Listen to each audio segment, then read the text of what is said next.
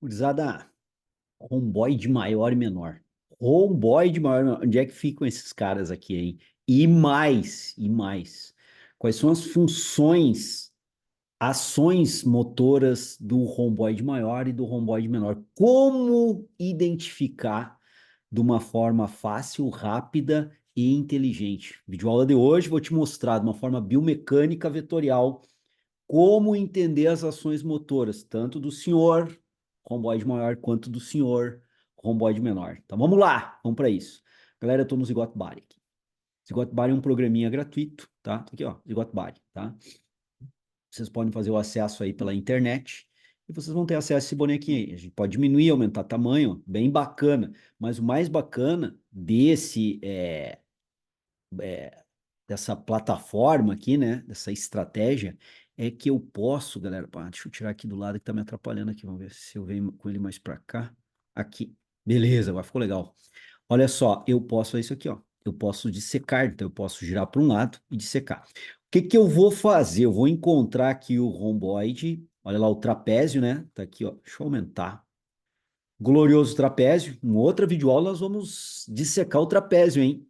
Analisar o trapézio aí. Mas hoje eu quero pegar romboide, que é mais fácil. Mais fácil, olha lá. Ó. Aqui está o romboide maior do lado direito, romboide maior do lado esquerdo, romboide menor do lado esquerdo, romboide menor do lado direito. Eu vou pegar o romboide maior do lado direito, e o que eu analisar com ele vale para o romboide menor, do mesmo lado direito, e as mesmas funções motoras vão valer para o romboide maior do lado esquerdo, assim como o romboide menor, porque eles têm as mesmas funções motoras. Então, analisando um, eu analiso os demais. Cliquei aqui, isolei o músculo, vou fixar, tá fixado o cara, vou isolar, olha lá, tá isoladão, ó. Aí está o romboide maior do lado direito. Vou colocar aqui numa uma visão mais panorâmica, né, do nosso esqueletinho, posição anatômica padrão, de ortostase, olha lá.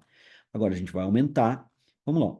Se eu for fazer uma análise vetorial já rápida aqui, para ver os romboides, eu vou jogar o romboide para o lado esquerdo, tá? Para o lado direito tem essa divulgação aqui. Vai ficar melhor eu fazer do lado esquerdo, ó. Vou lá, fixo. Botei os dois lados agora aqui, tá? Fixei, beleza, show de bola. Olha lá. Tem para os dois lados, tá? Só que eu vou fazer a análise então do lado esquerdo, vale para o lado direito. É que quando eu aumento aqui, vai ficar melhor fazer a análise do lado esquerdo, porque não vai ter esse atrapalho aqui, né? Bom, gurizada, como é que funciona a parada aqui, ó? Eu vou fazer uma análise, sempre um músculo, quando ele contrai, qualquer músculo, inclusive o romboide, ele vai tracionar ambas as extremidades para o centro do ventre muscular. Que é isso que eu tô querendo comentar aqui para vocês, tá? É isso que eu vou demonstrar agora aqui, ó. Deixa eu ver onde é que tá esse esquema aqui, rapaz. Aqui, ó. O músculo, quando ele contrai, ele traciona essa extremidade nessa direção e essa extremidade nessa direção, essa extremidade nessa direção e essa extremidade nessa direção. O músculo não faz análise de mérito de qual lado tracionar. Ele vai tracionar os dois lados para o centro do ventre muscular, para o bele muscular, né? Para cá. Tá, mas onde é que está o centro muscular, João? Estou mostrando aqui, ó. O centro muscular é essa região aqui, ó. Região central muscular. Então, quando o músculo contrai, ele vai tracionar para cá. Porém, isso é fisiologia do exercício. Os sarcômeros inserem em paralelo, vão encurtar, trazer as linhas Z de ambos os lados para o centro do sarcômero. Então, toda a miofibrila vai ter uma tensão nas extremidades para o centro. Então, o músculo, quando contrai, ele traciona ambas as extremidades para o centro do ventre muscular, para o bele muscular, que é esse aqui. Beleza? Isso é fisiologia do exercício. Em cinesiologia, analisando aqui os romboides, o que que eu tenho que entender? E quando esse músculo contrai, o que que acontece aqui, gurizada? Um dado bem interessante, né? Nós temos que observar. Olha só, esse lado aqui fica a coluna vertebral. Ela é muito mais fixa espacialmente, rígida espacialmente, do que, por exemplo, as escápulas. Ó.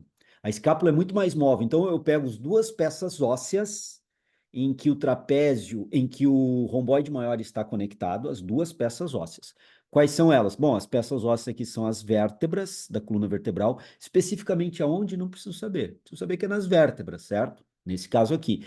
E a outra extremidade dos romboides estão fixas aqui, ó, a escápula. Eu estou botando o eixo longitudinal da escápula, né? Botando a linha longitudinal da escápula e da coluna vertebral. Quando o músculo em verde aqui contrair, ele vai tracionar ambas as extremidades para o centro do ventre muscular. Porém, essa extremidade aqui é muito mais fixa, rígida, né?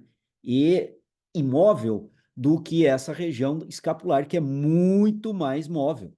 Então, o que que acontece? Com o mesmo torque gerado por essa musculatura, ele acaba não movimentando a coluna vertebral e acaba movimentando só a peça óssea escápula em direção à coluna vertebral. Por que que não traciona a coluna vertebral em direção à escápula nesse caso? Porque essa peça óssea ou essas peças ósseas que estão conectadas ao romboide maior são muito mais rígidas, fixas espacialmente, né, no espaço anatômico, do que as escápulas, que são peças ósseas muito mais móveis nesse sentido. Então é muito mais fácil, ao gerar um torque, movimentar aquela peça óssea que é mais móvel do que a peça óssea não móvel. Então sempre eu tenho que analisar que um músculo, quando ele se contrai, aproxima ambas as extremidades, e um detalhe importante, ele está nas suas extremidades fixadas as peças ósseas via tendões. Só que essas peças ósseas podem ser as duas bem móveis, como pode ser uma fixa, ou relativamente fixa, e a outra móvel. Aqui o que que aconteceu? Uma peça óssea aqui é fixa e a outra peça óssea é móvel, nesse caso aqui. Perfeito? Então, a partir desse entendimento das duas extremidades que o músculo está conectado, uma móvel e outra fixa, o que que nós temos que fazer de leitura aqui, gurizada? Nós vamos fazer de leitura o seguinte, ó. Aqui é a linha longitudinal da escápula, tá? Então, estou colocando aqui a linha longitudinal da escápula. E a escápula é a peça óssea móvel. Diante disso, o que que eu tenho que raciocinar? Eu tenho que raciocinar da seguinte forma, que o romboide maior ele vai tracionar, então, nessa direção aqui. Eu identifiquei a direção e o sentido agora. A direção é oblíqua, né? E o sentido é lateromedial, lateromedial. E aí, caudal cefálico, porque tem um movimento ascendente aqui. E um detalhe extremamente importante: percebam que quando eu coloco aqui um vetor, eu estou colocando um vetor aqui representando a linha de tração do romboide maior, eu acompanho o sentido das fibras, sentido da linha das fibras de tração do romboide maior. Esse é o sentido. Qualquer lugar que eu verifique aqui o romboide maior do lado esquerdo, o mesmo vale para o lado direito aqui, hein? Eu não posso colocar dessa forma, porque não está acompanhando o sentido das fibras. Eu tenho que colocar desta forma aqui, que acompanha o sentido das fibras. Aqui na região central, se eu olhar aqui também, ó, não posso colocar dessa forma, não posso colocar dessa forma, tem que acompanhar o sentido das fibras. E as fibras mais inferiores, João, mesmo esquema. Eu não posso colocar o vetor dessa forma, nessa direção em sentido. Direção é oblíqua, mas o sentido tem que ser acompanhando o sentido das fibras. Aqui em cima, as fibras mais superiores, para cá está fora do músculo, não tem como ele tensionar uma região para fora e nem para cá, porque não acompanha o sentido das fibras. Então, acompanhando o sentido das fibras. Ó. Perfeito. Tranquilo? Então, percebo que qualquer lugar dos dois romboides que eu venha colocar aqui, essa é a direção oblíqua e o sentido é látero-medial, o sentido descrito pelos vetores, né? Látero-medial e um pouquinho caudal cefálico, ou seja, de baixo para cima, certo? Um pouco de baixo para cima. Como assim um pouco ou muito, João? Aí vem um detalhe importante que a gente tem que analisar aqui, tá? Um detalhe bem importante. Então vamos lá. Primeira coisa que nós fizemos, vamos voltar a fazer, né? Vamos lá, tem detalhes aqui que a gente não pode esquecer. Eixo longitudinal aqui, ou linha longitudinal da escápula, né? Onde a peça óssea móvel aqui, ela tem o seu maior comprimento, então aqui é a linha longitudinal. Agora eu posiciono aqui a ação vetorial, e aí eu boto uma seta, né, representando um vetor, num ponto medial eu vou usar aqui, ó, acompanhando o sentido das fibras. Peguem isso, porque nas outras videoaulas eu vou usar a mesma ideia, acompanhando o sentido das fibras. Beleza. Então, agora aqui eu tenho que analisar quais os movimentos que o romboide maior produz. E agora vai ficar fácil. Eu vou fazer uma decomposição vetorial desse vetor aqui, do romboide maior, que é o vetor resultante, ou seja, quando o romboide maior contrai, resulta um movimento ascendente lateromedial. Um movimento ascendente lateromedial, acompanhando o sentido das fibras. É esse o movimento que o romboide maior vai produzir na escápula ao se contrair, tracionando a peça óssea móvel em direção à peça óssea fixa. Coluna vertebral é fixa, móvel a escápula. Então, a coluna vertebral eu vou considerar uma peça óssea como um todo, e ela é bem mais fixa espacialmente do que a escápula, perfeito? Então, esse é o movimento ascendente lateromedial. E aí vem a composição ou a decomposição vetorial que eu tenho que fazer. Então acompanha aqui como é que tu vais fazer, ó. Tu vais colocar um vetor no plano transversal, tá? E vais colocar um vetor aqui acompanhando o plano coronal ascendentemente aqui, ó. Ascendentemente. Só que aqui tem um detalhe importante quando tu vais colocar esses vetores. Eu coloquei já os dois vetores aqui, certo? Qual é o detalhe importante? O detalhe importante é que eu tenho que alinhar essas pontas de vetor sempre com a resultante. Ó. Essa é a resultante do trabalho. Eu botei de ponta a ponta a ação muscular, onde o músculo está inserido numa extremidade até outra extremidade. Perfeito? E aí, quando eu vou colocar o componente vetorial, esse componente vetorial não pode ir lá para cima assim. Esse que está no plano coronal, ele tem que ficar aqui. Por que aqui, João? Porque tem que alinhar essa ponta de vetor com a ponta de vetor resultante, não pode passar daqui. Isso é uma regra aí da vetorização, que eu não vou entrar muito em detalhe físico da vetorização, o meu objetivo é ensinar vocês a analisar, mas esse é um ponto importante. E aqui é a mesma coisa. Eu não posso vir com esse vetor até aqui, no plano transversal, ou ficar com ele até aqui. Por que que ele tem que vir até aqui, João? Porque tem que alinhar a ponta de vetor com ponta de vetor. Pegaram a ideia? Ponta de vetor com ponta de vetor. Essa ponta aqui tem que estar alinhada com essa. Não pode estar nem acima nem abaixo. Essa ponta de vetor não pode estar nem aquém e nem além. Tem que estar alinhada com a ponta de vetor. Perfeito? E aí, gurizada, nós já começamos a analisar quais são os movimentos, então, que o romboide maior produz nas escápulas. Bom, esse movimento aqui, ó, lateromedial, é um movimento que vai tracionar a escápula em direção à coluna vertebral, aduzindo, retraindo as escápulas. Pronto, eu já identifiquei que um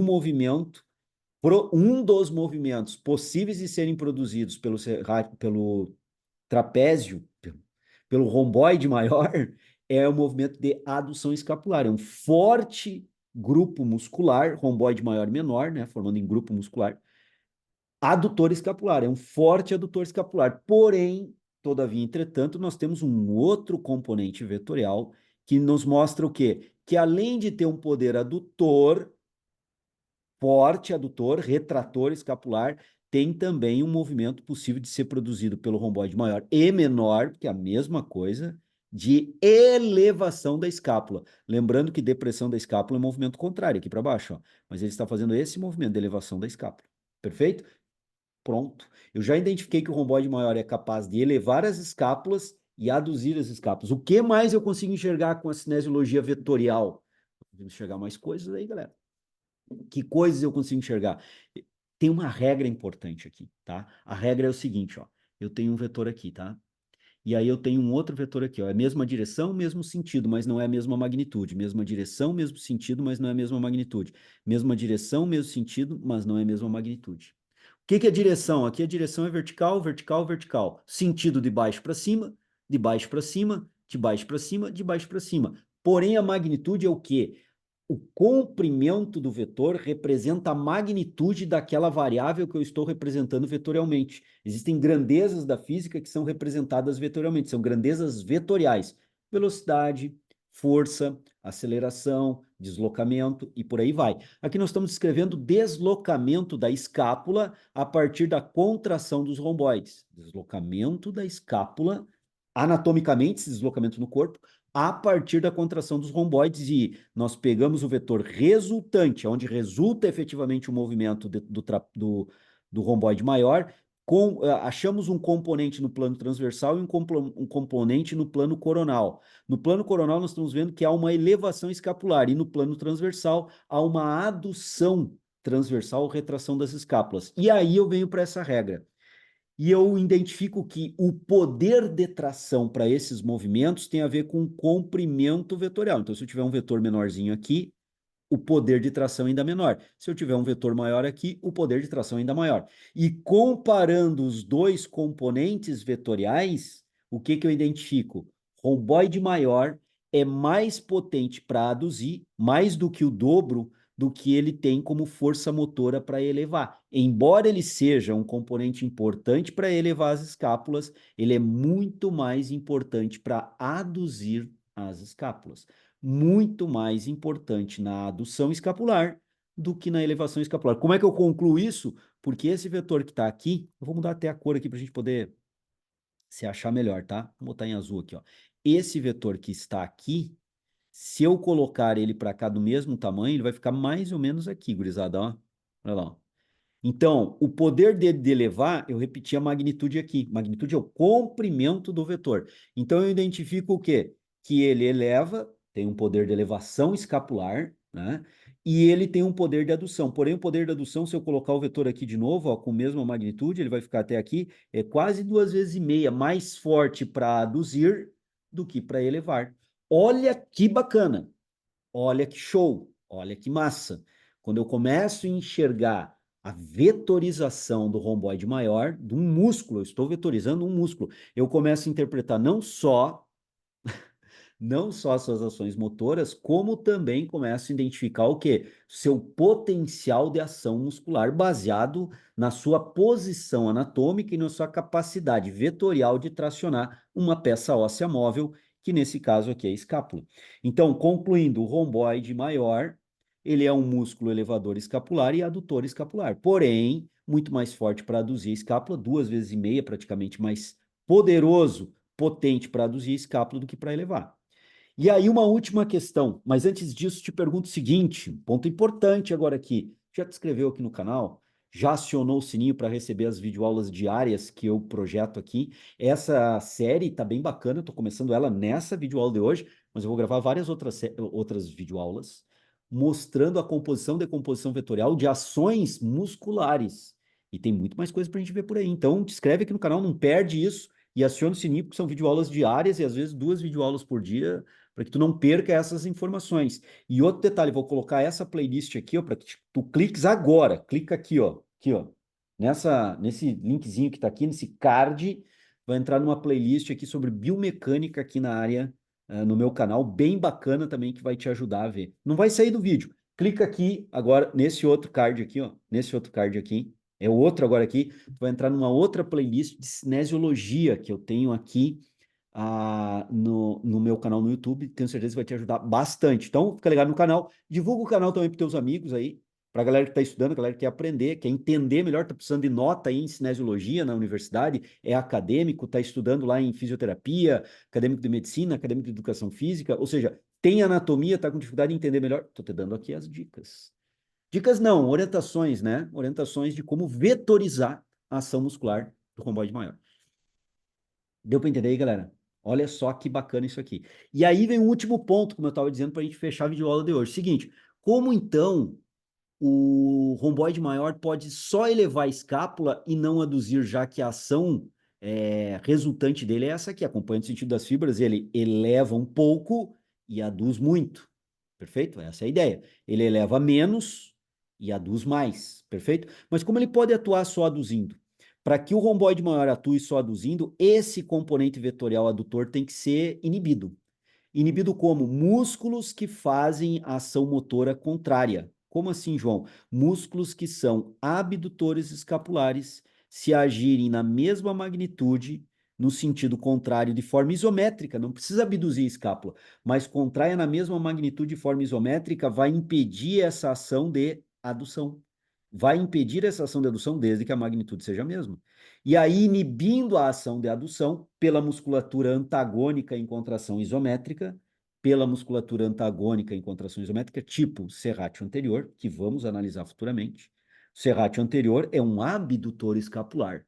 Então, ele, sozinho ou conjunto com outros abdutores escapulares, gerando um vetor de tração isométrico para cá, impede que os romboides venham tracionar nesse sentido, mas não impede esse sentido, impede esse, inibe a adução, mas não inibe a elevação. Logo, ao contrair os romboides, será inibido a ação adutora, mas está permitido a ação de elevação escapular. E os romboides irão agir única e simplesmente elevando as escápulas. E aqui eu estou considerando o lado esquerdo, o mesmo vale para esse lado aqui, o lado direito, idêntico ao lado direito. Se nós colocarmos aqui tá o vetor resultante, aí nós podemos fazer um componente vetorial elevador, aqui ó, ponta de vetor com ponta de vetor, né? Vou sempre alinhar aqui, tô fazendo rápido aqui, né, galera? Ó, e o plano transversal, ponta de vetor com ponta de vetor, os componentes aqui, né? Aqui está o eixo longitudinal da escápula, e perceba o seguinte, sempre tem um componente paralelo e um componente perpendicular, ó. Componente perpendicular a esse eixo aqui, certo? E um componente paralelo. Isso aqui também vai fazer parte aí das nossas outras videoaulas. Então, entendam aqui como o romboide pode só elevar a escápula. E eu deixo a pergunta, como o romboide pode só aduzir a escápula. Você já consegue entender? Que os romboides podem fazer uma ação motora só aduzindo a escápula e não elevando a escápula, ou seja, o vetor resultante não age da forma que deveria agir, ele simplesmente vai aduzir a escápula, ele não vai aduzir e elevar. Então, esse componente tem que ser inibido, né? Já dei a dica, né? Só para aduzir. Essa é a relação que a gente tem que pensar. Então, eu deixo aí para vocês pensarem, comentem aqui embaixo nos comentários, para eu poder ver se vocês estão pegando bem a ideia, estão entendendo. Coloca aí, ficou até o final, se gostou, se não gostou, e sugere um músculo para que eu faça uma análise vetorial. Qual é a tua dúvida? Qual é o músculo que tu tens aí como dúvida para fazer uma análise vetorial? E um detalhe importante, te inscreve no canal, não sai daí, e veja o seguinte, a gente enxerga muito mais da ação muscular via vetor. E aí vou dar a última dica. Pô, tô dando dica dizendo que é a última o tempo todo, né? Mas tá valendo. Imbraí Capante. Quem conhece os três exemplares do livro do Capante, Imbraí Capante, Fisiologia Articular, e trata de cinesiologia com um nível de profundidade muito interessante. Se vocês conhecem o livro do Imbraí Capante, vocês sabem que um lado do livro é texto e o outro lado do livro são desenhos com vetorização. Um lado do livro é texto e o outro são desenhos com vetorização. Então, se tu queres ler entender o Imbraim Capande, acompanha minhas videoaulas para entender vetorização na ação muscular, porque o livro do Imbraim Capande é recheado de vetorização, e por isso que a galera apanha tanto para entender. Espero ter ajudado. Até uma próxima, gurizada. Tamo junto.